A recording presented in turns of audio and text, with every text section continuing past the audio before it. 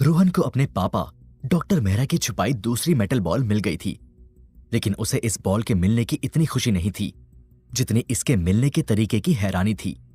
ये बॉल बाज के अंडों के बीच में छिपी थी, जिसे उस बाज ने खुद रोहन को दे दिया।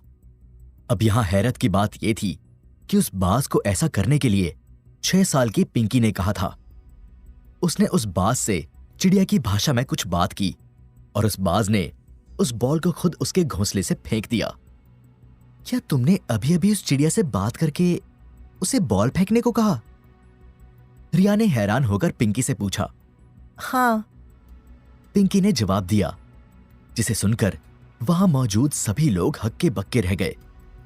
लेकिन तुमने ये किया कैसे? रोहन ने दिलचस्पी लेते हुए पूछा। इस पर पिंकी चुप हो गई, फिर कुछ सोचते हुए बोली, मुझे ये मेरी दादी ने सिखाया था। उनके बगीचे में अक्सर ढेर सारे बर्ड्स आते रहते थे। वो उन्हें बहुत प्यार करती थी। उनसे बातें करना भी सीख गई थी। तो बस मैं भी अपनी दादी से बर्ड से बातें करना सीख गई। पिंकी ने जवाब दिया, जिसे सुनकर सभी लोग फिर से हैरान रह गए। मुझे नहीं पता था कि इंसान चिड़िया से बातें भी कर सकते हैं। रिया को अभी भी पिंकी की स्टोरी पर यकीन नहीं हुआ। वैसे ये बच्चे सच में काफी टैलेंटेड है ना? काव्या ने कहा। चलो ये अच्छा हुआ कि हमें दूसरी मेटल बॉल भी मिल गई। अब तीसरी को भी ढूंढ लें, जय ने कहा। हाँ काव्या, तुम अगला लिफाफा खोलो और आगे का सुराग देखो, रोहन ने कहा। क्या हम ये बॉल ढूंढने वाला काम कल नहीं कर सकते? अभी रात होने को आई है। कल सुबह तुम लोग तीसरी बॉल ढूंढ लेना। अभी यही टेंट लगाकर आराम कर लेते हैं। जिनेलिया बीच में बोली। हाँ, हम लोग भी बहुत थक गए हैं और हमें नींद भी आ रही है। पिंकी जिनेलिया के सपोर्ट में बोली। यह सुनकर रोहन काव्या और जय का मुंह देखने लगा, जैसे पूछ रहा हो कि बताओ अब क्या करना है। इस पर काव्या बोली, वैसे पापा कल दोपहर तक आएंगे तो सुबह का टाइम रहेगा हमारे पास। तब तक हम चाहें तो आज रात यहीं रुककर आराम कर सकते हैं। काव्या भी जिनेलिया और बच्चों की बातों में आ गई। दरअसल उसे बच्चों पर दया आ रही थी, इसलिए वो उन्हें रात भर अपने साथ चलाकर और थकाना नहीं चाहती थी। काव्या की बात सुनकर रोहन भी मान गया। ठीक है, आज रात हम यहीं रुकेंगे, लेकिन सुबह सब जल्दी उठ जाना। सूरज उगने से पहले ही हम तीसरी मेटल बॉल ढूंढने निकल पड़ेंगे, रोहन ने कहा, जिस पर सभी ने हां में सर हिला दिया। फिर रोहन, जय और काव्या ने आसपास मौजूद पेड़ों की डालियां और पत्तियां तोड़कर सभी के सोने के लिए टेंट बना दिया। उन्होंने टोटल 3 टेंट बनाए थे। पहले टेंट में रिया और रोहन ने साथ सोने का प्लान बनाया। दूसरे में काव्या, पिंकी और पंकज सोने चले गए। वहीं तीसरे टेंट में जय और जिनेलिया सो रहे थे। रिया इस बात से काफी खुश थी कि उसे आज रोहन के साथ पूरी रात अकेले में बिताने का मौका मिलेगा, क्योंकि उसे काफी समय से रोहन के साथ अकेले वक्त बिताने का मौका नहीं मिला था। इसलिए टेंट में आते ही रिया रोहन के हाथ को तकिया बनाकर उससे चिपक कर सो गई। रोहन, ये कितना रोमांटिक है ना। चांदनी रात, पहाड़, खुला आसमान और सिर्फ तुम और मैं। रिया रोहन को गले लगाते हुए बोली। हाँ, रोमांटिक तो है, रोहन ने जवाब दिया और रिया के चेहरे पर आ रहे बालों को प्यार से हटाने लगा। अब रोहन और रिया एक दूसरे की आंखों में खोए ही थे कि तभी उनके टेंट में पंकज घुस आया। ये देखकर रिया और रोहन दोनों नर्वस हो गए और फौरन एक दूसरे से दूर हो गए। पंकज, तुम यहां क्या कर रहे हो? जाओ अपनी बहन के पास, वहीं सोना तुम। रिया ने चिढ़कर कहा, क्योंकि पंकज ने उसका और रोहन का ये स्पेशल मोमेंट खराब कर दिया था। मुझे नहीं जाना वहां, मैं वहां बोर हो रहा हूं। वो पिंकी और काव्या दीदी लड़कियों वाली बातें करके मुझे पका रहे हैं। पंकज ने कहा। तो यहां तुम्हें कौन सा बच्चों वाला एंटरटेनमेंट मिल जाएगा? रिया ने कहा। तभी पंकज रोहन के पास जाकर चिपक गया। मैं रोहन अंकल के साथ खेलूंगा, वो मुझे बहुत अच्छे लगते हैं। इतना बोलकर पंकज रोहन की गोदी में जाकर बैठ गया। अब रोहन भी उसे मना नहीं कर सका। ठीक है, थोड़ी देर खेल लो, फिर वापस चले जाना, ओके? रोहन ने पंकज का मन रखने के लिए कहा, जिस पर पंकज ने हां में सर हिला दिया। फिर कुछ देर रोहन के साथ खेलते खेलते पंकज की आंख लग गई और वो वहीं रोहन और रिया के टेंट में सो गया। अरे ये तो यहीं सो गया, अब क्या करें? उठाएं इसे? रिया ने मूड ऑफ करते हुए कहा। नहीं, सो ही गया है तो सोने दो, हम भी सो जाते हैं, और कर भी कह सकते हैं अब। रोहन ने कहा, ठीक है तो फिर सो जाओ। रिया चिढ़कर गुस्से में बोली, क्योंकि उसने रोहन से इस जवाब की उम्मीद नहीं की थी। फिर रिया दूसरी ओर मुंह करके सो गई। फिर रोहन भी कुछ देर बाद सो गया। उधर काव्या और पिंकी अपने टेंट में खूब इधर उधर की बातें कर रहे थे। पिंकी, तुम्हारा बर्ड से बात करने का हुनर तो सच में कमाल का है। क्या तुम मुझे भी ये सिखा सकती हो? काव्या ने दिलचस्पी लेते हुए पूछा। वैसे ये बर्ड से बात करना हर किसी के बस की बात नहीं है, इसके लिए बहुत टाइम और प्रैक्टिस लगती है। पिंकी ने जवाब दिया। कोई बात नहीं, इतनी अच्छी चीज सीखने के लिए मैं मेहनत करने के लिए तैयार हूं। एक बार हम तुम्हारे पेरेंट्स को ढूंढ लें तो मैं खुद ये सीखने के लिए तुम्हारे घर आ जाया करूंगी। काव्या ने जवाब दिया। ठीक है, लेकिन ये सीखने के बदले फीस देनी पड़ेगी। पिंकी हंसते हुए मजाक में बोली। हाँ बाबा, ले लेना तुम्हारी फीस। बोलो कितने पैसे चाहिए? काव्या भी मजाक में बोली। पैसे नहीं, आपका ये लॉकेट चाहिए। पिंकी ने हंसते हुए कहा। क्या पिंकी, तुम तो मेरे लॉकेट के पीछे ही पड़ गई।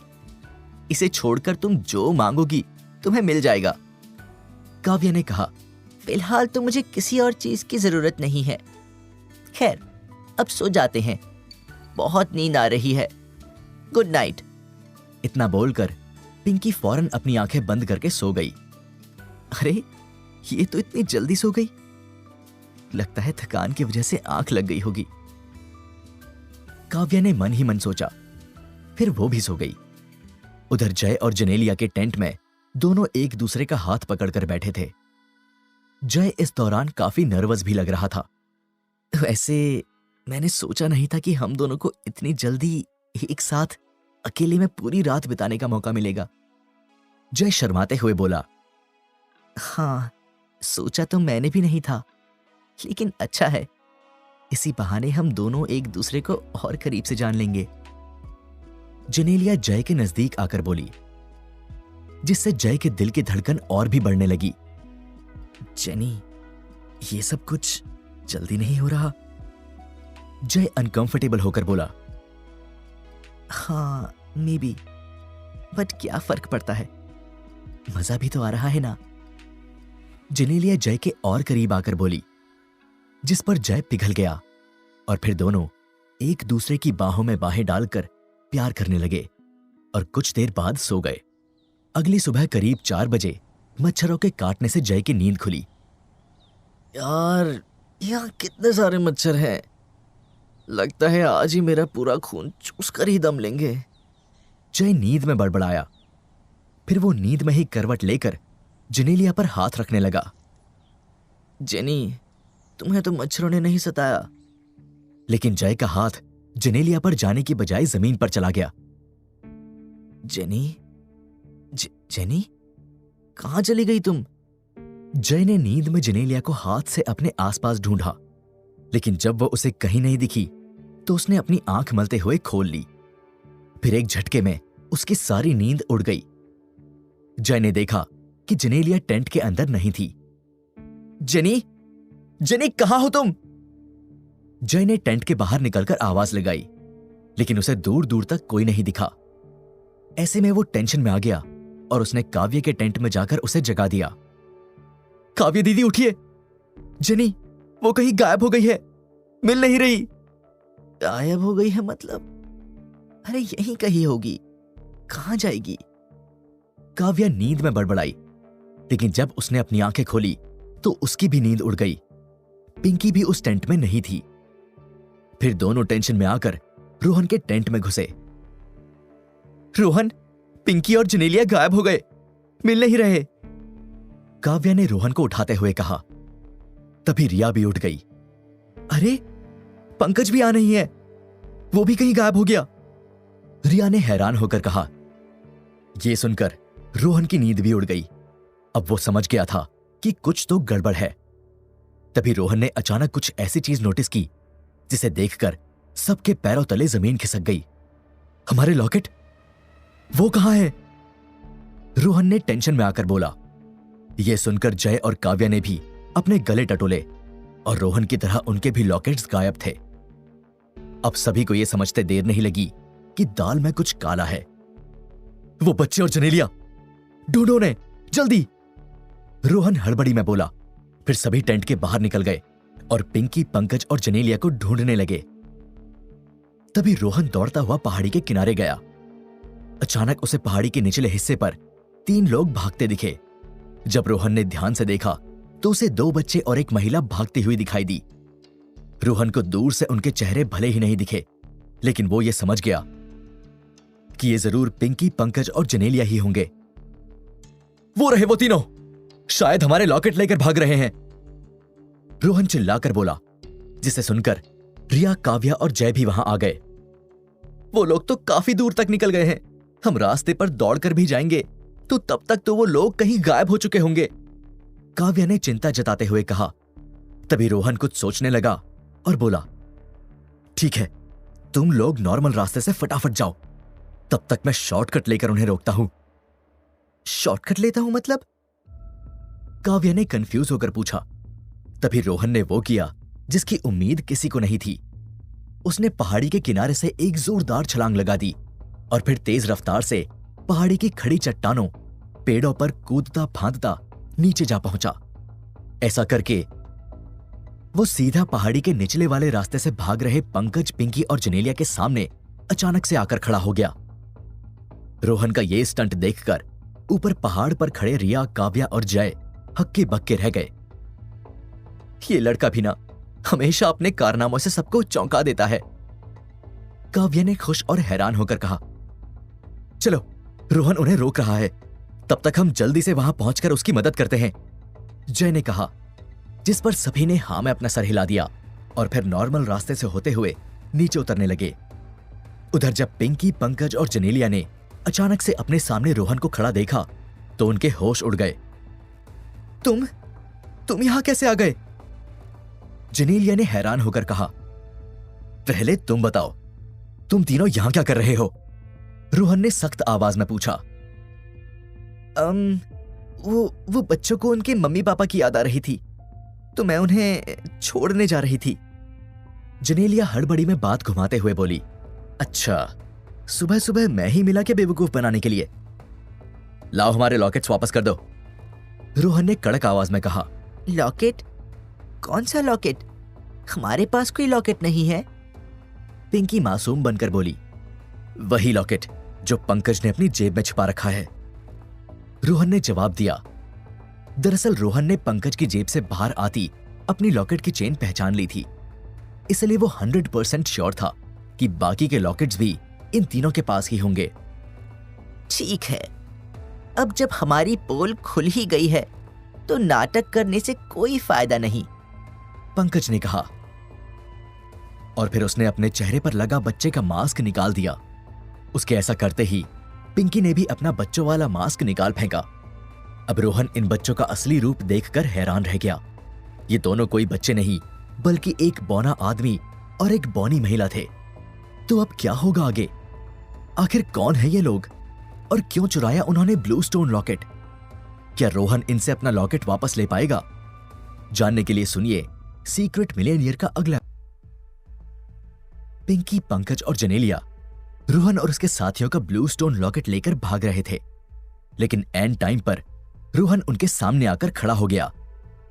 अब यहां रोहन को सबसे बड़ा झटका तब लगा जब उसने देखा कि पिंकी और पंकज दोनों असल में बच्चे हैं ही नहीं, बल्कि उन दोनों ने बच्चों वाला मास्क पहन रखा था। वो दोनों असलियत में एक बौना आदमी और एक बौनी महिला है। तुम दोनों ने हमें बेवकूफ बनाया। चलो अच्छा है, अगर तुम बच्चे होते तो मुझे तुम्हें मारने में हिचकिचाहट होती, लेकिन अब मैं अपनी फुल पावर से तुमसे लड़ूंगा। और ये लॉकेट वापस ले लूंगा। रोहन ने पिंकी और पंकज को घूरते हुए कहा, ख्याली पुलाव बनाना बंद करो रोहन। तुम इन दोनों को नहीं जानते। ये कोई आम बौने नहीं है। इनके पास कुछ सरप्राइज पावर्स हैं। तो तुम्हारा इनके सामने टिकने का तो सवाल ही पैदा नहीं होता। जनेलिया ने कहा, तुमसे तो मैं बाद में निपटूंगा जनेलिया। तुमने बेचारे जय की भावनाओं के साथ खेलकर अच्छा नहीं किया। रोहन ने जनेलिया को डिसअपॉइंटिंग नजरों से देखकर कहा, बाद में क्यों, अभी हिसाब चुकता कर लेते हैं। इतना बोलकर जनेलिया ने रोहन पर हमला बोल दिया। वो बिजली की रफ्तार से दौड़कर रोहन के पास गई। अब रोहन को लगा वो बाकी दुश्मनों की तरह उसे किक या पंच मारेगी, लेकिन जनेलिया ने ऐसा कुछ भी नहीं किया। वो रोहन के बेहद नजदीक आने से कुछ इंच दूर ही रुक गई और फिर तेजी से अपनी जगह गोल गोल घूमने लगी। जनेलिया की ये हरकत देखकर रोहन कंफ्यूज हो गया। उसे समझ में नहीं आया कि इस तरह गोल गोल घूमकर जनेलिया आखिर क्या करना चाहती है। लेकिन तभी वो हुआ जिसकी उम्मीद रोहन को नहीं थी। जनेलिया के गोल गोल घूमने की स्पीड इतनी अधिक हो गई कि उसका शरीर भी नहीं दिख रहा था। बस ऐसा लग रहा था जैसे कोई चक्री बहुत तेजी से घूम रही हो। अब रोहन कुछ समझ पाता उसके पहले ही चक्री की तरह तेज घूमती हुई जनेलिया ने रोहन को टक्कर मार दी। यह टक्कर इतनी जोरदार थी कि रोहन सट से दूर गिर गया और पास लगे पेड़ से जा टकराया। उसके टकराते ही वो पेड़ भी जड़ समेत उखड़कर टूट गया। लेकिन रोहन को इससे कोई खास चोट नहीं आई। वो फौरन अपने पैरों पर खड़ा हुआ और उस टूटे पेड़ को उठाकर जनेलिया की ओर दौड़ा। उधर जनेलिया फिर से चक्री की तरह घूमते हुए रोहन की ओर बढ़ी। अब रोहन ने उस पेड़ को उठाकर जनेलिया को मारना चाहा, लेकिन वो पेड़ जनेलिया से जैसे ही टकराया छोटे छोटे टुकड़ों में ऐसे कटने लगा जैसे आरा मशीन के सामने आने वाली लकड़ी कटती है। दरअसल जनेलिया इतनी तेज रफ्तार से घूम रही थी कि वो पेड़ उसकी फुल स्पीड से टकराकर टूटता जा रहा था। देखते ही देखते जनेलिया ने रोहन के हाथ में पकड़ा पूरा का पूरा पेड़ काट दिया और फिर अंत में रोहन को फिर से एक जोरदार टक्कर मारी। इससे रोहन एक बार फिर सट से पीछे जा गिरा। हार मान लो रोहन, तुम हमें नहीं हरा सकते। अभी तो मैंने सिर्फ लड़ना शुरू किया है। पिंकी और पंकज तो मैदान में उतरे तक नहीं है, जनेलिया ने फुल कॉन्फिडेंस से कहा। लेकिन रोहन हार मानने वालों में से कहाँ था। वो दोबारा अपने पैरों पर खड़ा हुआ और जनेलिया की ओर लपका, लेकिन इस बार उसने पेड़ की बजाय पेड़ की लचीली डालियां तोड़ ली और फिर चक्री की तरह घूमती आ रही जनेलिया के पैरों में दूर से फेंक दी। इससे तेज रफ्तार से घूम रही जनेलिया के पैर उन लचीली डालियों में रस्सी की तरह लिपटते चले गए और वो अपना बैलेंस खोकर जमीन पर गिर पड़ी। तुमने बहुत मजे कर लिए, अब मेरी बारी है। पिंकी जमीन पर पड़ी जनेलिया के पास आकर बोली, वैसे आइडिया बुरा नहीं है। वैसे भी हमारा मेन मकसद इस लॉकेट को बिग बुल तक ले जाना है। तो तुम और पंकज इस रोहन को रोको, तब तक मैं लॉकेट लेकर जाती हूं, जनेलिया ने कहा और फिर पिंकी और पंकज से लॉकेट लेकर अपने पास रख लिए। अब जनेलिया बिना कोई टाइम वेस्ट किए वो तीनों लॉकेट लेकर भागने लगी। उसे लॉकेट लेकर जाते देख रोहन ने दौड़ लगा दी और जनेलिया को रोकने के लिए आगे बढ़ा। लेकिन तभी पिंकी ने अपने अगले मूव से रोहन को हैरान कर दिया। उसने अचानक अपनी पीठ से दो बड़े बड़े पंख निकाल लिए। सफेद कलर के ये पंख सिर्फ आकार में ही बड़े नहीं थे, बल्कि काफी मजबूत और किनारों से बेहद नुकीले थे। अब रोहन जब जनेलिया को रोकने दौड़ लगा रहा था तो पिंकी ने इन्हीं पंखों को फौरन फैलाकर रोहन के रास्ते में दीवार की तरह अड़ा दिया। इससे रोहन पत्थर की तरह मजबूत उन पंखों से टकराकर नीचे गिर पड़ा। ये सब इतनी जल्दी हुआ कि रोहन कुछ समझ ही नहीं पाया। फिर रोहन ने जब पिंकी पर नजरें घुमाई तो उसके बड़े बड़े पंख देखकर दंग रह गया। तुम्हारे पंख भी हैं? रोहन ने हैरान होकर कहा। हाँ, मुझे सिर्फ बर्ड से बातें करना ही नहीं आता, बल्कि उनकी तरह उड़ना भी आता है। इतना बोलकर पिंकी ने फौरन अपने विशाल पंख फैलाए और जमीन पर पड़े रोहन को उठाकर आसमान में ऐसे ले उड़ी जैसे कोई चील आसमान से जमीन पर चल रहे खरगोश का शिकार करके उसे ले उड़ती है। पिंकी की ये पावर देखकर रोहन हक्का बक्का रह गया। वो हवा में उड़ता हुआ झटपटाया और पिंकी से खुद को छुड़ाने की कोशिश करने लगा, लेकिन पिंकी की पकड़ इतनी मजबूत थी कि वो ऐसा नहीं कर पा रहा था। वहीं पिंकी हवा में स्टंट दिखाती हुई इधर उधर तेजी से पलटकर उड़ रही थी, जिस कारण रोहन ठीक से फाइट बैक नहीं कर पा रहा था। उधर जमीन पर जेनेलिया तीनों लॉकेट्स लेकर तेजी से भाग रही थी, लेकिन तभी अचानक एक शख्स उससे टकरा गया। जब जेनेलिया ने उस शख्स को देखा तो उसके होश उड़ गए। ये शख्स कोई और नहीं बल्कि जय था, जो जेनेलिया से काफी नाराज लग रहा था। जेनी, आखिर तुमने ऐसा क्यों किया? मेरे जज्बातों का मजाक बनाकर रख दिया, मुझे धोखा दिया। जय जेनेलिया को गुस्से से घूरते हुए बोला, हालांकि उसकी गुस्से से भरी आंखों में धोखा मिलने वाला दर्द भी साफ झलक रहा था। सॉरी जय, तुम अच्छे लड़के हो, मुझे पसंद भी आए, लेकिन मेरे लिए काम से ज्यादा जरूरी कुछ भी नहीं है, और फिलहाल मेरा काम इन लॉकेट्स को बिग बुल तक पहुंचाना है। इसलिए बेहतर यही होगा कि तुम मेरे रास्ते से हट जाओ, वरना मुझे मजबूरी में तुम्हें चोट पहुंचानी होगी। जेनेलिया ने जय को वार्निंग दी। चोट तो तुम पहुंचा चुकी हो जेनी, मेरे दिल को चकनाचूर करके। और रही बात इन लॉकेट्स की, तो रोहन और काव्य की तरह मेरे लिए भी ये लॉकेट्स काफी खास हैं, और मैं इन्हें तुम्हें नहीं ले जाने दे सकता। गुस्से से भरे जय ने जेनेलिया को जवाब दिया, ठीक है फिर, अगर तुम्हारी यही मर्जी है तो मैं तुम्हारे दिल के साथ साथ तुम्हारी हड्डियां भी तोड़ दूंगी। इतना बोलकर जेनेलिया फिर से चक्री की तरह तेज रफ्तार से घूमने लगी, और अगले ही पल उसने जय को टक्कर मारकर दूर फेंक दिया। रोहन की तरह जय भी जेनेलिया की ये पावर्स देखकर हैरान रह गया। अब वो फिर से अपने पैरों पर खड़ा हुआ और तेज रफ्तार से दौड़ते हुए जेनेलिया की ओर लपका। पिछली बार की तरह इस बार भी चक्री की तरह घूम रही जेनेलिया ने जय को टक्कर मारने की कोशिश की, लेकिन इस बार जय ने अपनी फ्लेक्सिबल बॉडी को तेजी से इधर उधर मूव किया और जेनेलिया से टकराने से बच गया। तभी जय ने मौका देखकर तेजी से घूम रही जेनेलिया के पैरों में अपना पैर अड़ा दिया। इससे जेनेलिया का बैलेंस बिगड़ा और वो तेजी से जमीन पर लुढ़कती हुई कई फीट दूर चली गई, और ऐसा होते ही उसके हाथों में मौजूद तीनों ब्लू स्टोन लॉकेट्स भी हाथ से छूटकर थोड़ी दूर जा गिरे। अब जेनेलिया तेजी से जमीन पर रेंगते हुए उन लॉकेट्स को उठाने दौड़ी, लेकिन तभी एक किक आई और उसे मारकर उन लॉकेट्स को दूर फेंक दिया। जब जेनेलिया ने अपने कपड़ों की धूल झाड़ते हुए देखा तो सामने काव्या और रिया को पाया। ये काव्या थी जिसने जेनेलिया को किक मारकर दूर फेंक दिया था और तीनों लॉकेट्स उठा लिए थे। फिर काव्या ने अपना लॉकेट वापस गले में पहन लिया और जय का लॉकेट उसे फेंक कर दिया, जिसे जय ने कैच करके अपने गले में डाल लिया। तभी काव्या की नजरें रोहन को ढूंढने लगी, क्योंकि वो उसे भी उसका लॉकेट देना चाहती थी, लेकिन रोहन उसे कहीं नजर नहीं आया। रोहन कहाँ है? काव्या ने पूछा। पता नहीं, जब मैं यहां आया तब भी वो यहां नहीं था, जय ने जवाब दिया।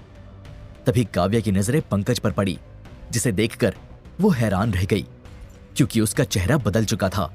पंकज और पिंकी ने अपने बच्चों वाले जो मास्क निकालकर फेंके थे वो वहीं जमीन पर पड़े थे, जिसे देखकर काव्या समझ गई कि उन दोनों ने बच्चा बनकर उन्हें बेवकूफ बनाया है। तो तुम दोनों बच्चे बनने की एक्टिंग कर रहे थे। वैसे तुम्हारी बहन पिंकी कहाँ है? और रोहन, वो कहाँ है? काव्या ने पंकज से पूछा, जिस पर पंकज ने आसमान में उंगली दिखाकर ऊपर की ओर इशारा कर दिया।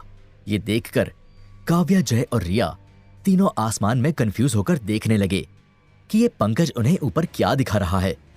लेकिन फिर उन्होंने जो देखा उससे उनके होश उड़ गए। आसमान से रोहन तेजी से गिरता हुआ जमीन पर आ रहा था। रोहन को नीचे गिरता देखकर जय और काव्या तेजी से दौड़े और रोहन के जमीन पर गिरने से पहले ही उसे गोदी में कैच कर लिया। तभी अगले पल पिंकी अपने विशाल पंखों के साथ जमीन पर लैंड हुई, जिसे देखकर काव्या को एक और बड़ा झटका लगा। तुम एक चिड़िया हो? काव्या ने हैरान होकर पूछा। चील? मुझे चील कहोगी तो ज्यादा बेहतर होगा, और अब ये चील तुम्हारी बोटी बोटी नोच देगी। इतना बोलकर पिंकी हमला करने काव्या की ओर बढ़ी। अब काव्या कुछ समझ पाती तभी उसकी गोद में मौजूद रोहन ने फौरन नीचे उतरकर काव्या को खींचकर रास्ते से हटा लिया और पिंकी का हमला बेकार कर दिया। दरअसल काव्या भले ही पिंकी की शक्तियों से अनजान थी, लेकिन रोहन उसकी शक्तियां अच्छे से देख चुका था। इसलिए उसने सही टाइम पर एक्शन लेकर अपनी बहन को पिंकी के हमले से बचा लिया, वरना पिंकी काव्या को भी रोहन की तरह आसमान में ले उड़ती। ये बच्ची तो बड़ी खतरनाक निकली, काव्या ने पिंकी की शक्तियों को देखकर हैरान होकर कहा।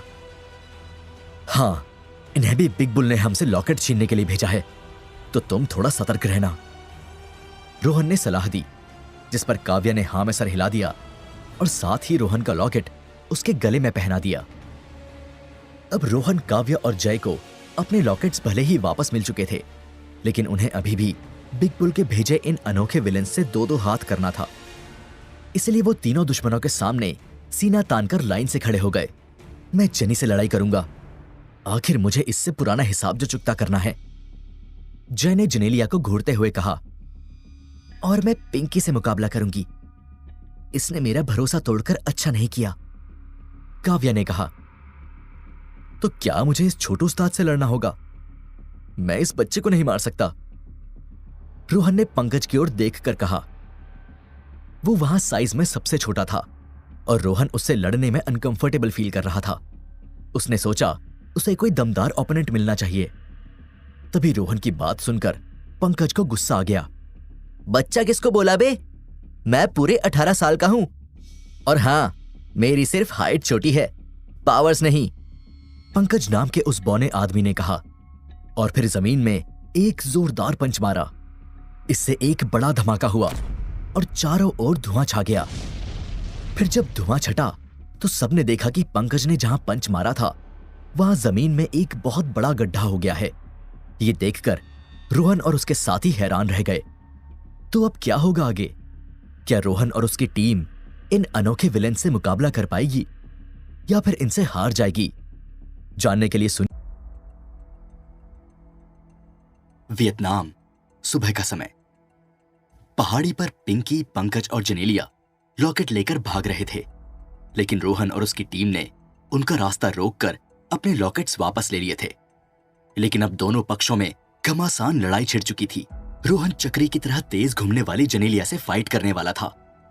काव्या ने विशाल पंखों वाली पिंकी को चुनौती दी थी। वहीं जय छोटा पैकेट बड़ा धमाका यानी शक्तिशाली बौने आदमी पंकज से लड़ने वाला था। सबसे पहले जय और जनेलिया आपस में भिड़े, क्योंकि जय के लिए यह लड़ाई अब काफी पर्सनल बन गई थी। उसने ना आओ देखा ना ताओ और अपना पूरा जोर लगाकर जनेलिया पर बरस पड़ा। जनेलिया भी जय पर हमला करने में जरा सा भी नहीं हिचकिचाई। वो फुल स्पीड में चक्री की तरह घूमी और जय को मारने दौड़ी। अब जय जनेलिया के वार से बचने के लिए इधर उधर मूव होने लगा। हालांकि जनेलिया ने अंदाजा लगा लिया था कि जय ऐसा ही कुछ करेगा। तभी उसने अपनी अगली चाल चलते हुए जेब से दो बड़े बड़े खंजर निकाल लिए और उन खंजरों को हाथ में पकड़कर चक्री की तरह तेज घूमने लगी। अब जनेलिया का ये चक्र न सिर्फ जानलेवा बन गया, बल्कि खंजरों की लंबाई की वजह से इसकी रेंज भी बढ़ गई।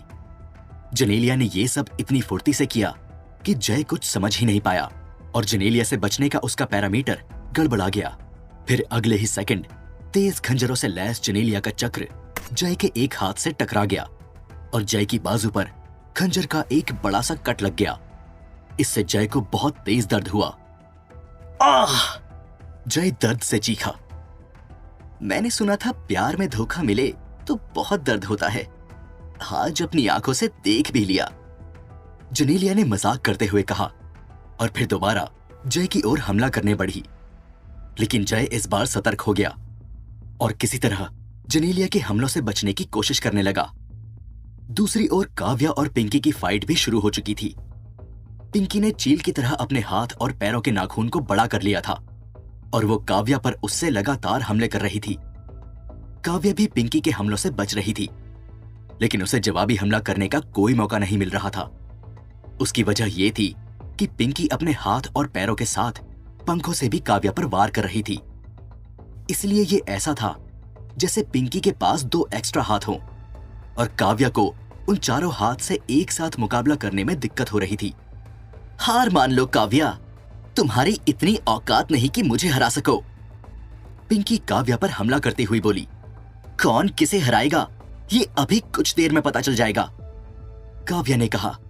और फिर उसने अपने लड़ने की टेक्निक अचानक से बदल दी और कुछ अनएक्सपेक्टेड फाइटिंग मूव्स दिखाकर अगले कुछ सेकंड में पिंकी को 2-4 पंच और किक धर दिए।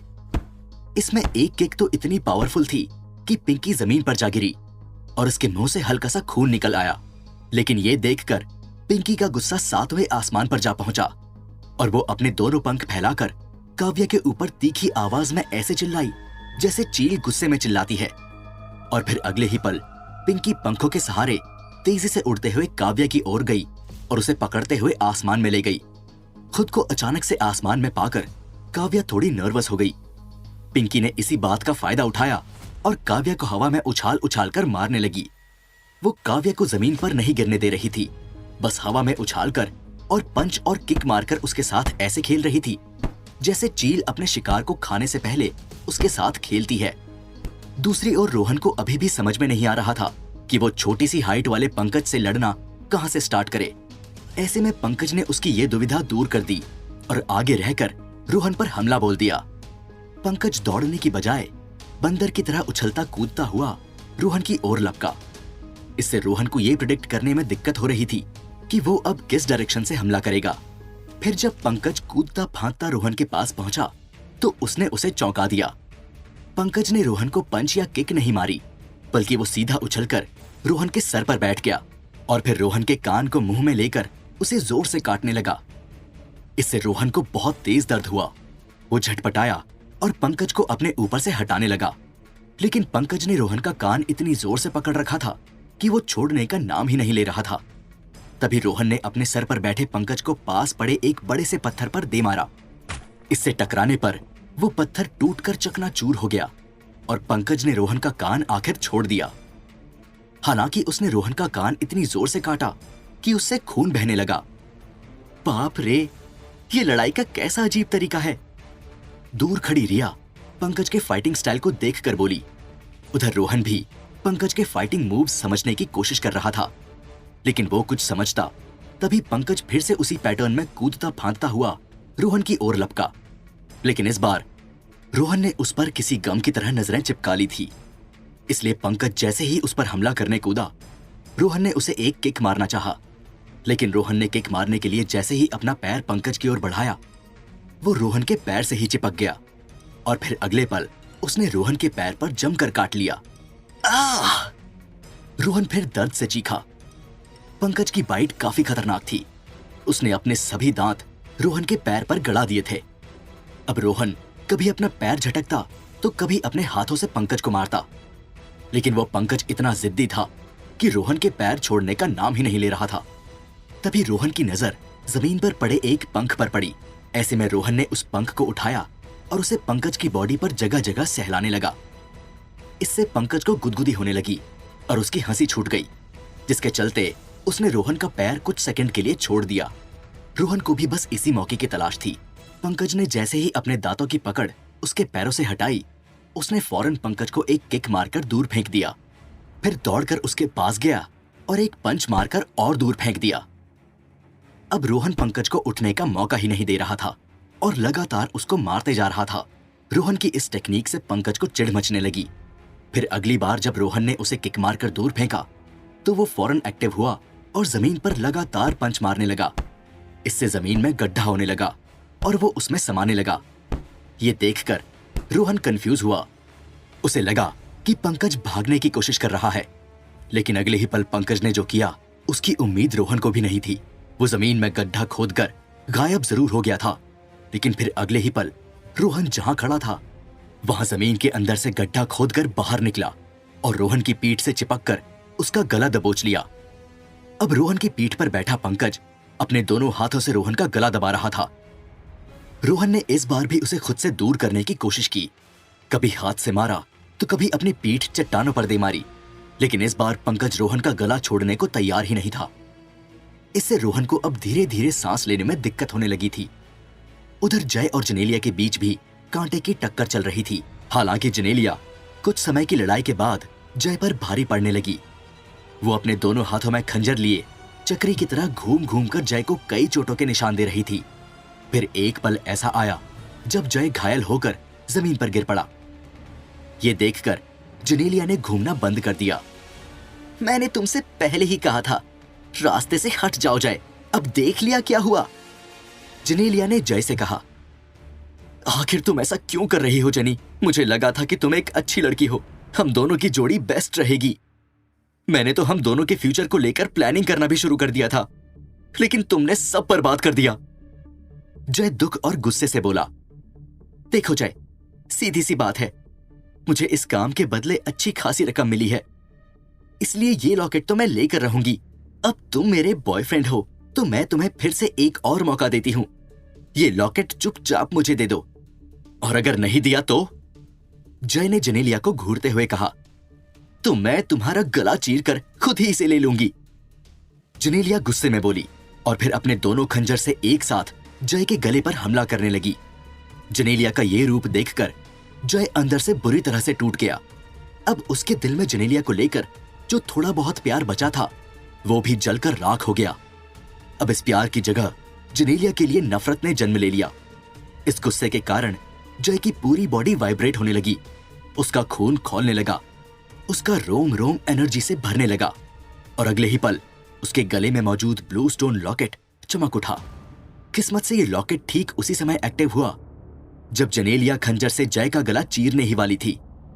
अब वो ऐसा करती तभी जय ने अपने दोनों हाथों से जेनेलिया के खंजर वाले दोनों हाथों को पकड़ लिया और फिर जेनेलिया की आंखों में आंखें डालकर उसे गुस्से से घूरते हुए बोला, मेरे प्यार को ठुकराया तुमने, अब मेरा इंतकाम देखने के लिए तैयार हो जाओ। फिर अगले ही पल जय ने जेनेलिया के दोनों हाथ गुस्से में मरोड़ दिए। इससे उसके हाथ में रखे वो दोनों खंजर जमीन पर गिर पड़े। इसके बाद जय ने जेनेलिया को एक जोरदार पंच मारा। उसका ये पंच इतना पावरफुल था कि जेनेलिया कई फीट दूर जा गिरी, लेकिन जय की ये हरकत देखकर अब जेनेलिया का गुस्सा भी परवान चढ़ चुका था। वो अपनी अब तक की सबसे फुल स्पीड से घूमते हुए जय को मारने दौड़ी, लेकिन जय उससे भी ज्यादा गुस्से में था और लॉकेट की लेवल 1 की शक्तियों को अनलॉक कर चुका था। इसलिए जेनेलिया जैसे ही चक्री की तरह घूमते हुए उसे मारने आई, उसने अपने हाथ को उस चक्र में झटके से घुसाकर जेनेलिया का गला दबोच लिया। इससे जेनेलिया का घूमना बंद हो गया। अब जय गुस्से में जेनेलिया का गला दबाने लगा। इस पर जेनेलिया झटपटाई और जय को कई हाथ पैर भी मारे, लेकिन वो खुद को जय की पकड़ से आजाद नहीं कर पाई। जब लातों से बात नहीं बनी तो जेनेलिया ने बातों का सहारा लिया। जय, आई एम सॉरी जय, मुझसे गलती हो गई, प्लीज मुझे माफ कर दो, प्लीज मुझे जाने दो, मुझे नहीं चाहिए तुम्हारा वो लॉकेट। मैं सच में तुमसे प्यार करती हूँ, हम सब कुछ भुला देंगे, फिर से एक नई लाइफ स्टार्ट करेंगे, जिंदगी भर साथ रहेंगे जैसा तुम चाहते हो। जेनेलिया ने इमोशनल कार्ड प्ले किया। अब बहुत देर हो गई जेनी, आई मीन जेनेलिया, अब मैं तुमसे प्यार नहीं करता और ना ही कभी कर पाऊंगा। इनफैक्ट अब मैं तुम्हारी शक्ल भी नहीं देखना चाहता। इतना बोलकर जय ने जेनेलिया को जमीन पर फेंक दिया और पलटकर जाने लगा। जाओ, दफा हो जाओ यहां से और वापस कभी लौट कर मत आना। जय ने जाते जाते जेनेलिया की तरफ देखे बिना कहा, तुम्हारी इतनी हिम्मत, तुम मुझे ठुकरा कर जा रहे हो जेनेलिया को। जेनेलिया गुस्से में खुद से बोली और फिर उसने अपने पास जमीन पर पड़ा खंजर उठाकर पीठ दिखाकर जा रहे जय के ऊपर फेंक दिया। ऐसे में वो खंजर सीधा जय की पीठ में गड़ गया। आह! जय दर्द से चिल्लाया और जमीन पर गिर पड़ा। तभी जेनेलिया ने जमीन पर पड़ा दूसरा खंजर उठाया और उसे लेकर जय के पास आ पहुंची। फिर खंजर को जय के ऊपर तान कर बोली, लगता है हमारी इस लव स्टोरी का दी एंड मुझे अपने शुभ हाथों से करना होगा। तो अब क्या होगा आगे? क्या यही है जय का अंत? क्या इसी तरह हो जाएगी उसकी मौत? और रोहन और काव्या का क्या? क्या वो लोग दुश्मन के आगे टिक पाएंगे या फिर जय की तरह मारे जाएंगे? जानने के लिए सुनिए सीक्रेट। जेनेलिया ने धोखे से जय की पीठ में चाकू मारकर उसे बुरी तरह से घायल कर दिया था। अब वो दूसरा चाकू लेकर जमीन पर पड़े जय के पास खड़ी थी और उसे मारकर अपनी लव स्टोरी का दी एंड करने वाली थी। लेकिन तभी अचानक से उसके ऊपर काव्या आकर गिर पड़ी। दरअसल जेनेलिया का चाकू लगने के बाद जब जय जोर से चीखा था तो ऊपर आसमान में पिंकी से फाइट कर रही काव्या ने उसकी चीख सुन ली थी। किस्मत से वो जय के ठीक ऊपर आसमान में पिंकी के साथ फाइट कर रही थी, इसलिए जब उसने देखा कि जनेलिया जय को मारने वाली है तो उसने टेंशन और गुस्से में आकर पिंकी को एक पंच मारा और जय को बचाने के लिए सीधा जनेलिया के ऊपर आकर गिर पड़ी। उधर जनेलिया कुछ समझ ही नहीं पाई कि अचानक ऊपर से कौन आकर गिरा है, लेकिन जब जय ने खुद को संभाला तो देखा कि काव्या गुस्से से उसे घूर रही है। फिर उसकी नजर काव्या के गले में मौजूद ब्लू स्टोन लॉकेट पर गई जो चमक रहा था। दरअसल जय को मुसीबत में देखकर काव्या इमोशनली ट्रिगर हो गई थी और उसका ब्लू स्टोन लॉकेट एक्टिव हो गया था। यही वजह थी कि अभी तक पिंकी से मार खा रही काव्या उसे पंच मारकर खुद को छुड़ाने में कामयाब रही। अब काव्या को जनेलिया पर बड़ा ही गुस्सा आ रहा था। उसने जय को चाकू मारकर घायल जो कर दिया था। जय काव्या के बेहद करीब था।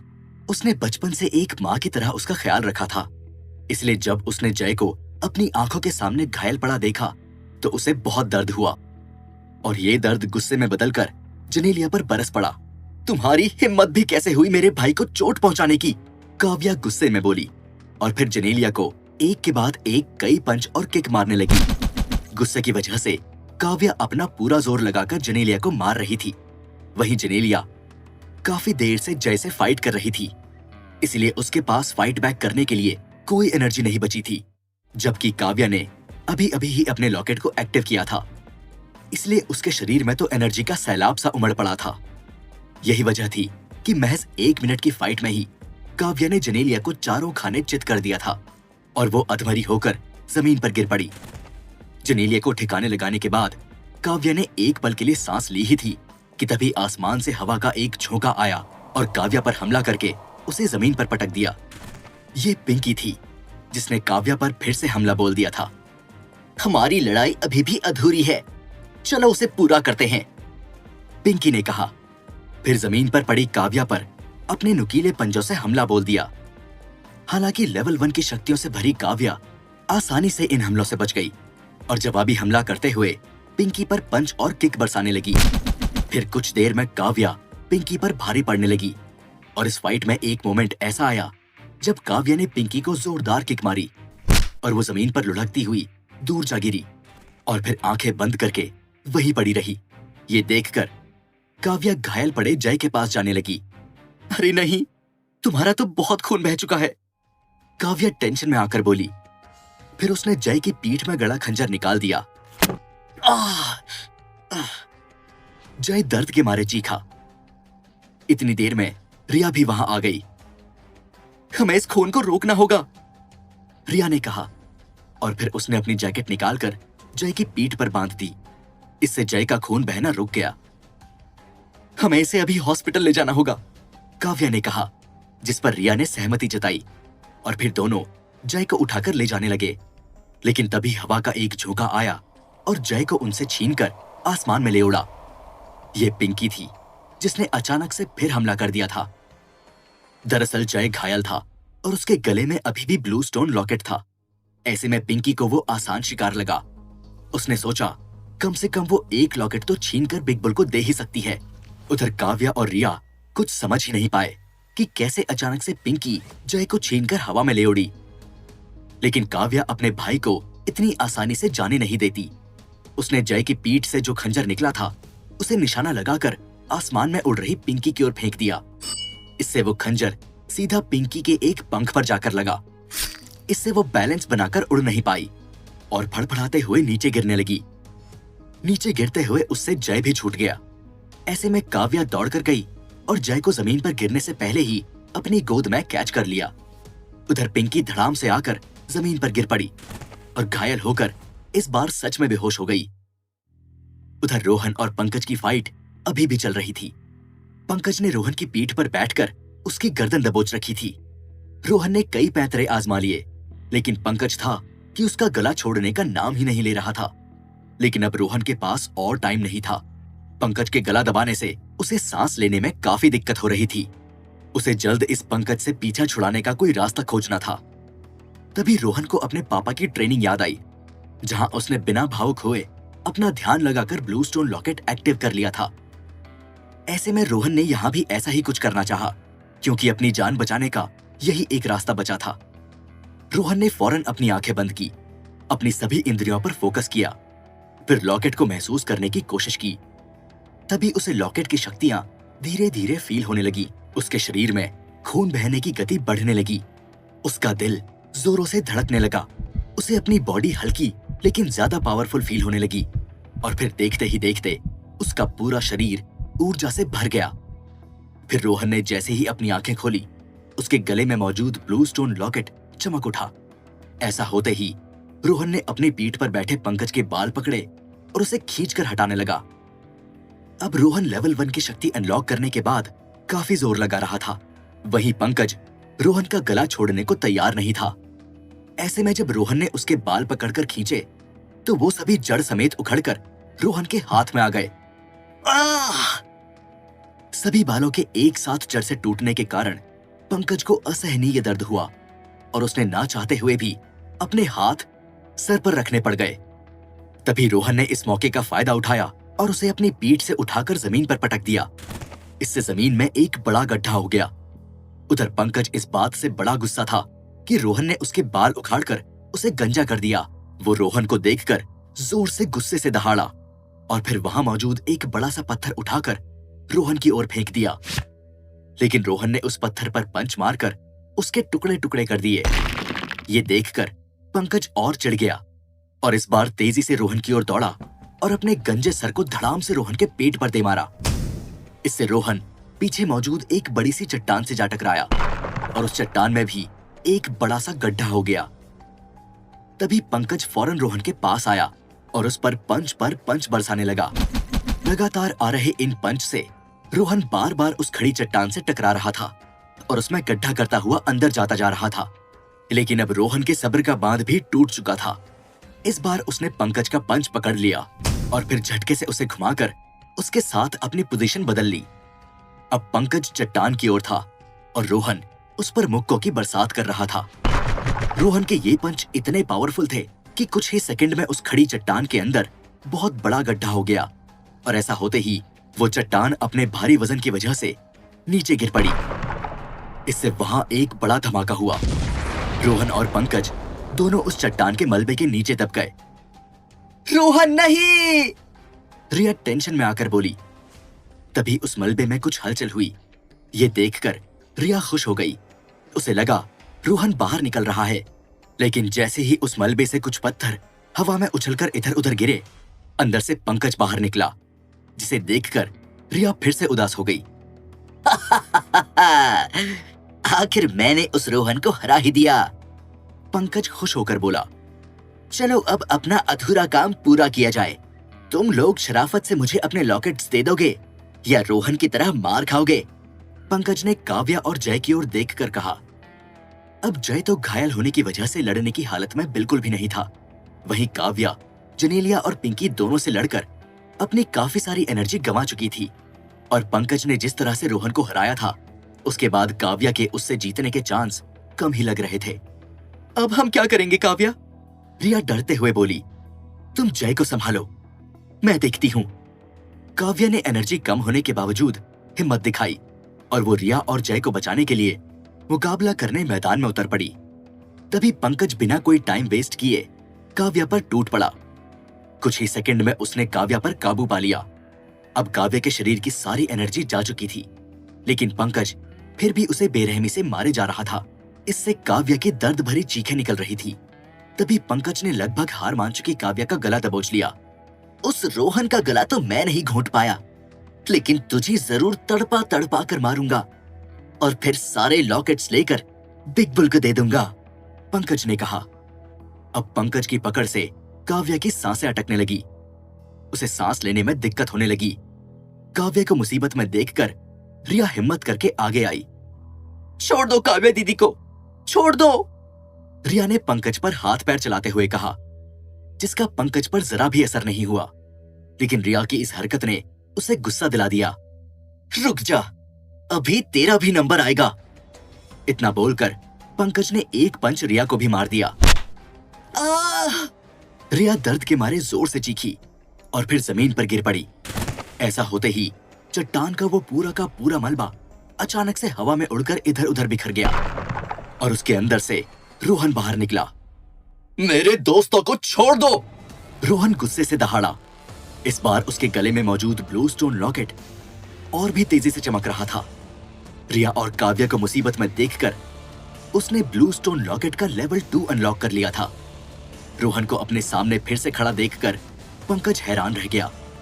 उसने काव्या का गला छोड़ा और फिर रोहन को मारने दौड़ा और रोहन को अपना पूरा जोर लगाकर एक पंच मारा।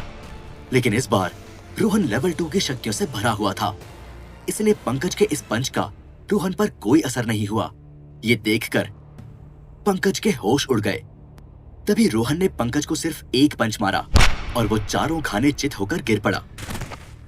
फिर रोहन घायल जय के पास गया। तुम ठीक तो हो? रोहन ने चिंता जताते हुए पूछा। लगता तो नहीं, बड़ा अजीब सा महसूस हो रहा है, बहुत दर्द और कमजोरी सी लग रही है। जय दर्द भरी आवाज में बोला। हमें इसे जल्द से जल्द डॉक्टर के पास ले जाना होगा, काव्या ने कहा। ठीक है, हम टास्क यही बीच में छोड़ देते हैं और पहले जय को हॉस्पिटल ले जाते हैं, रोहन ने कहा। फिर सभी जय को उठाकर पहाड़ी से नीचे उतरने लगे। अपनी ट्रेनिंग पूरी किए बिना तुम लोग कहीं नहीं जा सकते।